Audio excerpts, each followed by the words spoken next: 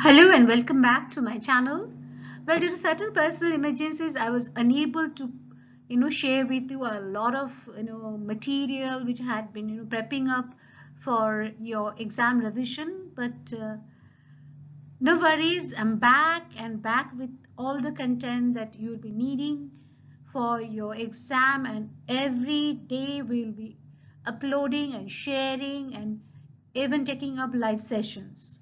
So here we begin with the most requested upload, that is about the National Health Program, and this is the part 1 because there are a lot of important policies and programs we'll be taking in 3 parts. So keep track of these. This is the part 1 of the National Health Program that I'm going to take up. There are a lot of important questions which comes from this area, and we will be discussing most of them. Well, first, it is good to know some of the important milestones. Well, the first is the 1953, one of the major big programs to be launched was the National Malaria Control Program. Then in 54 is the National Leprosy Control Program, which is renamed in NLEP, the National Leprosy Elimination Program in 82. And India has achieved national level elimination in 2005. 1955 saw the National Filaria Control Program. 58 saw the National Malaria Control Program being renamed to National Malaria Eradication Program. And 1975 we had the ICDS and NCCP. 83 the National Health Policy was formulated. 85 Universal Immunization Program. 87 National Diabetes Control Program. 87 again had the National AIDS Control Program phase 1 being launched. 1992 had CSSM. 1993 had the pilot phase of RNTCP being launched. 1996 the pulse polio. 1997 RCH. 2000 had the National Population Policy. 2002 the National Health Policy. 2003 saw the umbrella program of vector-borne diseases, that is the National Vector-Borne Disease Control Program, which took into its umbrella a lot of vertically running disease programs like malaria, dengue, chikungunya. 2005 had the second phase of RCH and the launch of the National Rural Health Mission. 2008 had the Non-Communicable Disease Program. 2010 had the NPCDCS, catering to the patients of cardiovascular diseases, cancer, chronic respiratory diseases, and diabetes. 2013 had the current revision of reproductive child health with the inclusion of adolescent health as well. 2013 had the National Health Mission as the umbrella program, embracing both National Rural Health Mission and Urban Health Mission under its. And 2014 had the Indian New Action Plan and many more. It is good to know some of the important health programs of India because you are often asked to enlist some of the important health programs. Well, regarding the reproductive, maternal, neonatal, and child and adolescent health programs, the major ones are JSSK, that is the Janani Shishu Suraksha Karyagram, Rashtriya Kishor Swasth Karyakram, RKSK, Universal Immunization Program, Mission Indradhanush, Intensified Mission Indradhanush, JSY or Janani Surakha Yojana, National Program for Family Planning, and IMNCI.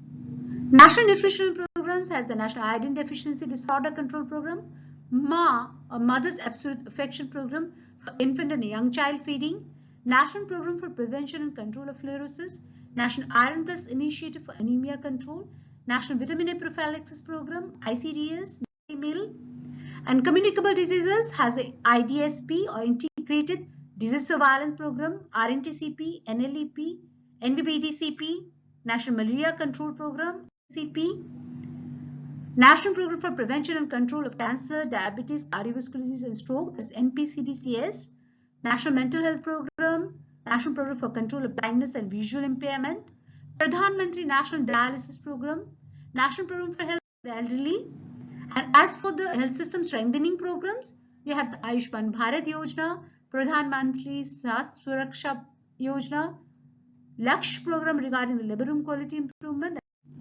Coming to a very important and often asked question, there's the rural healthcare system in India. The rural healthcare system is mainly three-tier. At the basic level is the sub-center, which is the most peripheral contact point between the primary healthcare system and the community, manned with one health worker female or ANM and one health worker male. Then on is the primary health center, a referral unit for 6 sub-centers, which are usually 4 to 6 bedded and manned with a medical officer in charge and 14 subordinate paramedical staff. Then it is the community health center, the third tier, which usually consists of a 30-bedded hospital or referral unit, which covers 4 PSCs with specialized services. Regarding the staffing pattern, the staff at the sub-center level consists of health worker female or ANM 1 in number. There may be additional second ANM on contractual basis. Health worker male 1 in number and volunteer worker who are paid at the ₹100 per month as honorarium. And total 3 staff. And staff for the new primary health center, usually 1 medical officer, 1 pharmacist, and 1 nurse midwife with 2 additional staff nurse on contract basis. 1 health worker female or ANM, 1 health educator, 1 health assistant male, 1 health assistant female, 1 upper division clerk, 1 lower division clerk, 1 lab technician, 1 driver, and few class 4 staff. Staff for community health center comprises of 4 medical officers, 7 nurse midwives, 1 dresser, 1 pharmacist, 1 lab technician, 1 radiographer, 2 ward boys, 1 dhobi, 3 sweepers, 1 mali, 1 chowkidar, 1 aya, 1 peon, and total strength amounts to 5. The healthcare infrastructure in the rural areas has been developed as a 3-tier system as evident by now. And this is based on the following population norms. At the sub-center level, in the plain areas, it is usually 1 per 5,000 population. In the hilly, tribal and difficult to access areas, it is 3,000.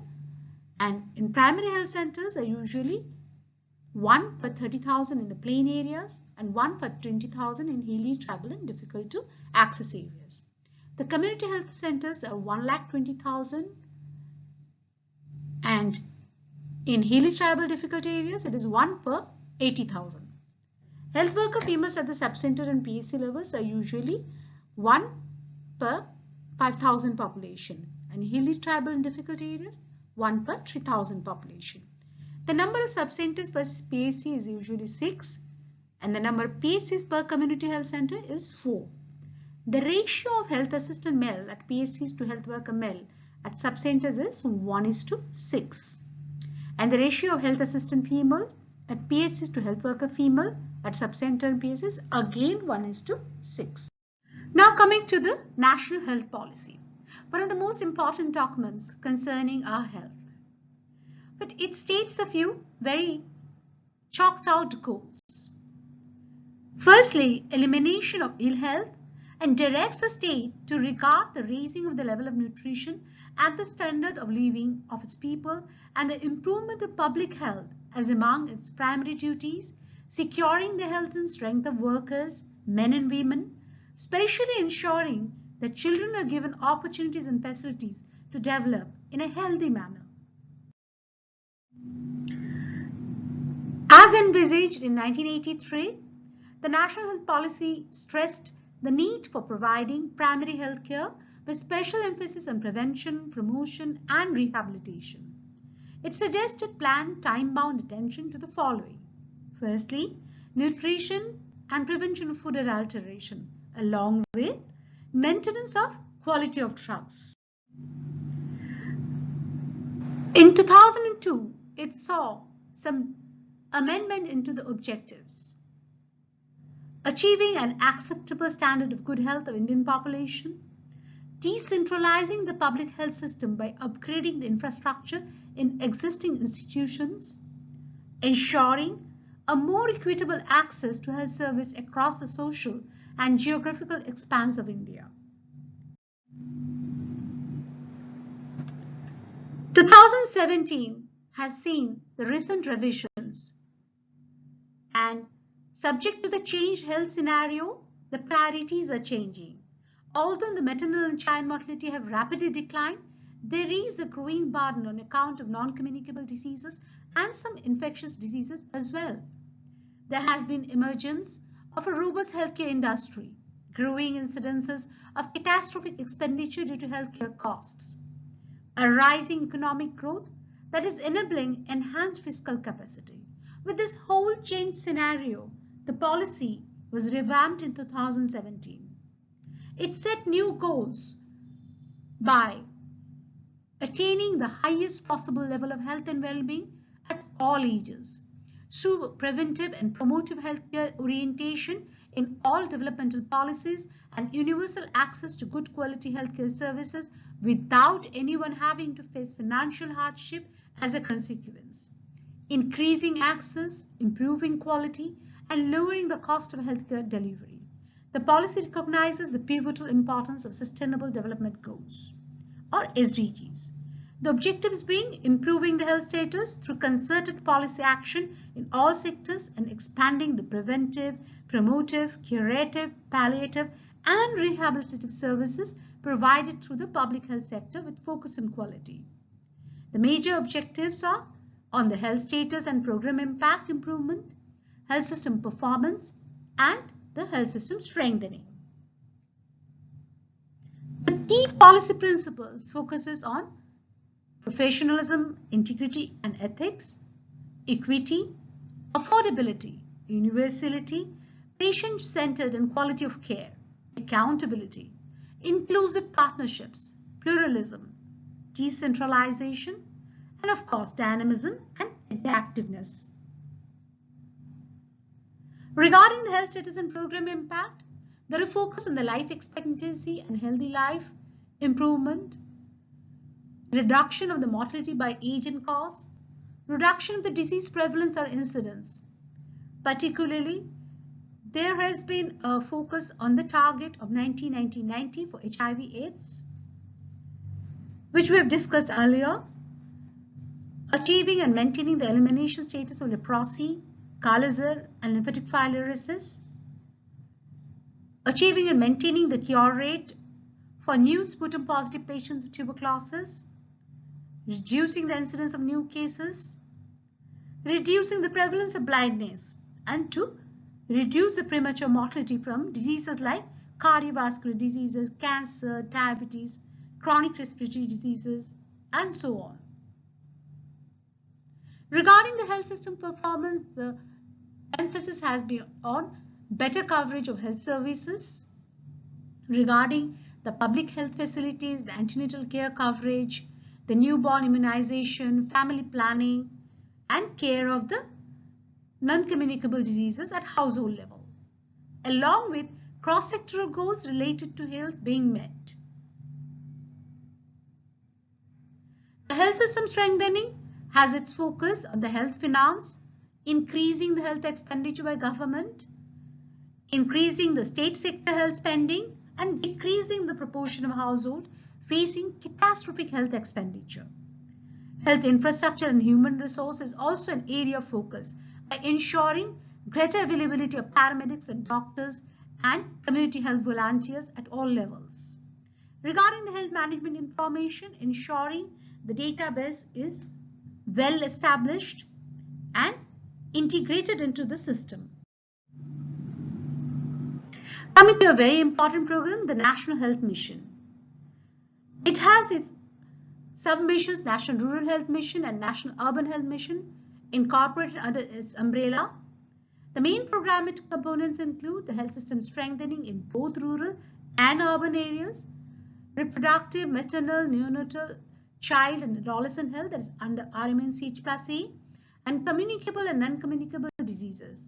The National Health Mission envisages achievement of the universal access to equitable, affordable and quality health care that are accountable as well as responsive to the people's need.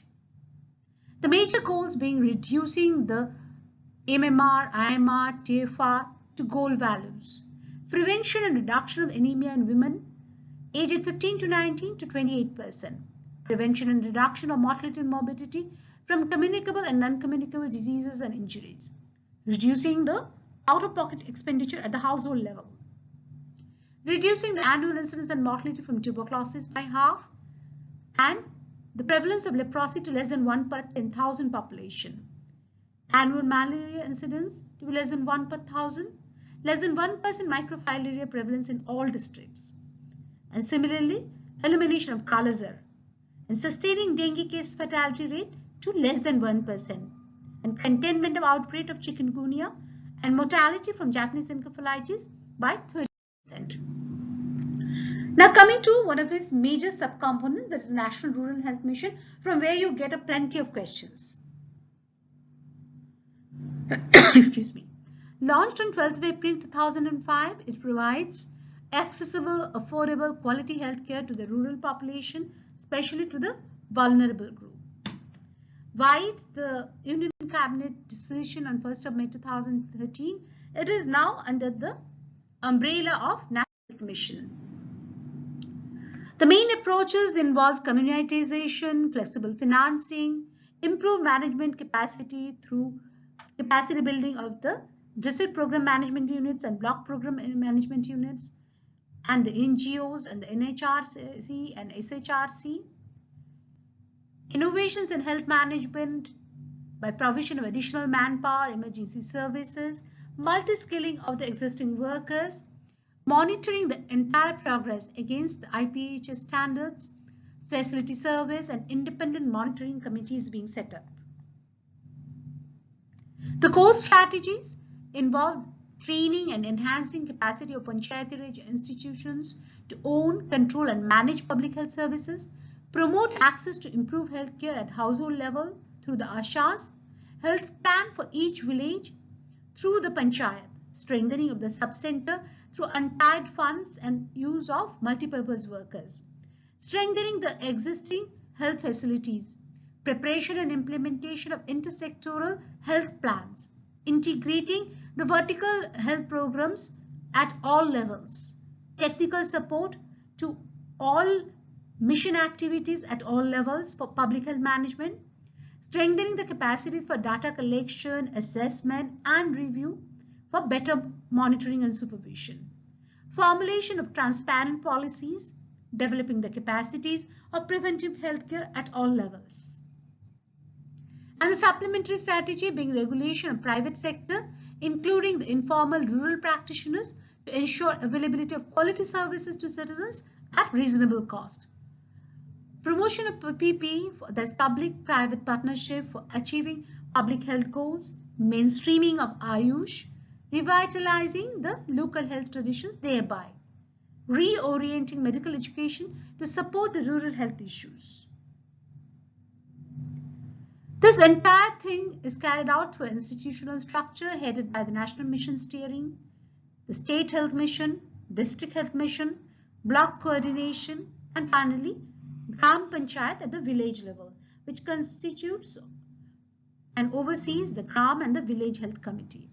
The Department of Family Welfare and Women and Child overlooks the service providers who are majorly the ANM, Anganwadi worker, and the Asha, who caters to the parents.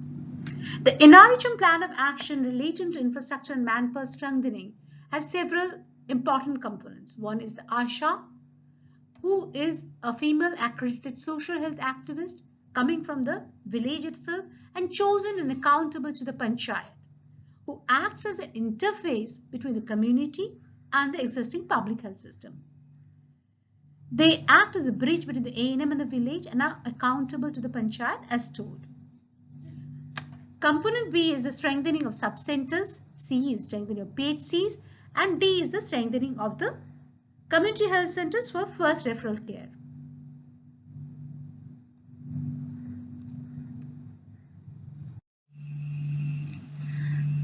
Another important program which you should be aware of is the Ayushman Bharat Yojana. It is a flagship scheme of Government of India and was launched as recommended by the National Health Policy 2017 to achieve the vision of universal health coverage. This initiative has been designed to meet the Sustainable Development Goals and its underlying commitment, which is to leave no one behind. Ayushman Bharat is an attempt to move from sectoral and segmented approach of health service delivery to a comprehensive, need-based healthcare. This scheme aims to undertake the path-breaking interventions to holistically address the healthcare system, covering the prevention, promotion, and ambulatory care at all levels. Ayushman Bharat adopts a continuum of care approach and comprises of two interrelated components, health and wellness centers and the Pradhan Mantri Jan Arogya Yojana. Regarding the health and wellness centers, in February 2018, the Government of India announced the creation of 1,50,000 such by transforming the existing sub-centers and primary health centers. And they are to deliver comprehensive primary health care, bringing health care closer to the homes of people. They cover both maternal and child health services as well as non-communicable diseases, including free essential drugs and diagnostic services. Coming to the Pradhan Mantri Jan Arogya Yojana or PMJ, the second component in Ayushman Bharat is this one, launched in 23rd September 2018. It is the largest health assurance scheme in the world, which aims at providing a health cover of Rs 5 lakhs per family per year for secondary and tertiary care hospitalization to over 10.74 crore poor and vulnerable families.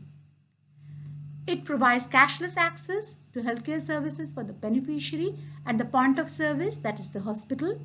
It envisions to help mitigate catastrophic expenditures on medical treatment. It covers up to 3 days of pre-hospitalization and 15 days of post-hospitalization expenses such as diagnostics, medicines, and there is no restriction on the family size, age or gender. And all pre-existing conditions are covered from the very day one. So here you see the PMJ milestones from its launch in February 1 in 2018, the cabinet approval, the appointment of CEOs, beneficiary availing the treatments, January 2019 seeing the 100 days of it, and presently e-cards has been issued to 12.55 crore people, with more than 1 crore having undergone hospital admissions under this scheme, and more than 22,000 hospitals are empaneled under this. And the vision for the next 5 years is achieving the SDG 3.8, that is ensuring financial protection against catastrophic health expenditure and access to affordable and quality health care for all. And the mission for the next 5 years is creating the world's best health assurance program on an efficient and technologically robust ecosystem. So, thank you for now till you go through the next part, which I'll be dealing in the next presentation. Keep queued up, do subscribe, it's completely free, and study hard and stay happy. Thank you.